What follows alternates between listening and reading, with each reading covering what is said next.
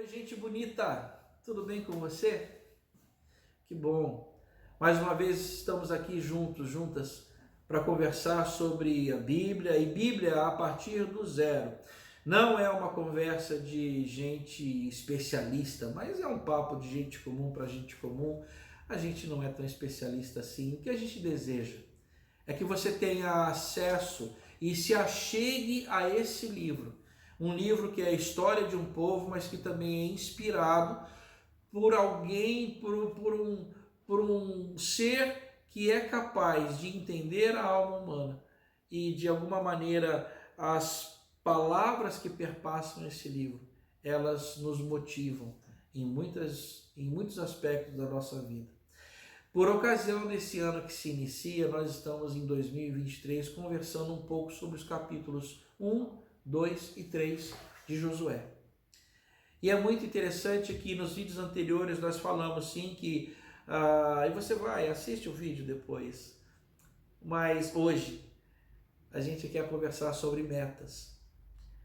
E é muito interessante que nesses primeiros capítulos, essas metas elas estavam muito bem definidas na cabeça daquele líder chamado Josué.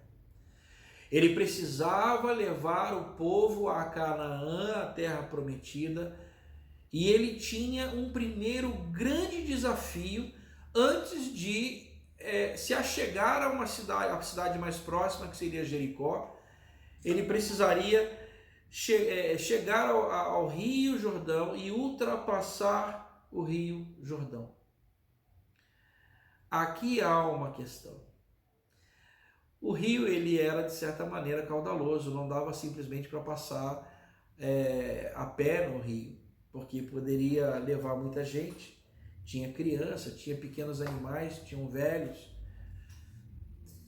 E é muito interessante que quando a Bíblia fala, e aqui houve realmente um milagre de proporção bíblica, o rio aqui ele para, literalmente ele para que o povo passe.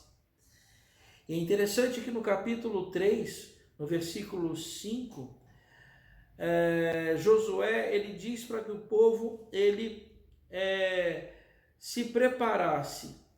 E uma coisa também ele diz, que o povo deveria olhar para a arca, no capítulo 3, no versículo 11, presença do Altíssimo. E ele diz que eles tinham que ficar distantes da arca cerca de quase 1 quilômetro. Ou seja, eles veriam a arca se achegando à beira, à margem do rio. Os sacerdotes e levitas que carregavam a arca entrariam no rio, o rio pararia e o povo aí sim passaria em terra como em terra seca, porque o rio parou. Mas uma coisa que o texto diz, é que para o cumprimento daquela meta, o povo precisava olhar para a arca. E olha, gente, uma coisa que é uma reflexão, eu penso, bastante pertinente para nós, no nosso tempo, no nosso mundo, tão distante desse mundo de Josué, é que eu e você não percamos a perspectiva do divino, do luminoso, da espiritualidade.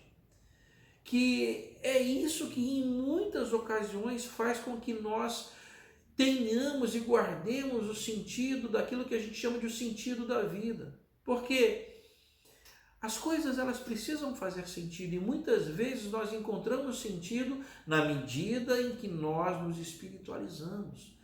Nós olhamos para aquilo que está muito além da nossa corporeidade.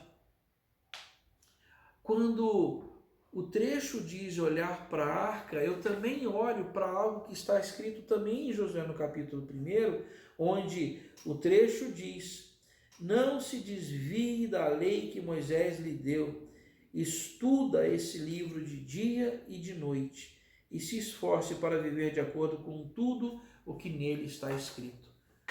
É muito interessante que a meta é dada, a, a pista para que a meta seja alcançada também é dada, olhar para a arca. E a ferramenta que é sugerida para o cotidiano também é dada, que é a leitura e o estudo, no caso aqui, o livro desta lei, que nesse caso se refere especificamente à Torá, mas que nós podemos entender de uma forma mais ampla ao livro, a Bíblia como um todo. Dessa maneira, as metas que eventualmente você e eu estabeleceremos para 2023, elas podem ser, vamos dizer assim, regadas a um toque de espiritualidade, onde através de uma ferramenta, qual seja simplesmente a leitura e o estudo desse livro, pode nos dar pitadas, lampejos de bons caminhos. Nesse 2023, que sejamos como Josué, seus sacerdotes, levitas e aquele povo.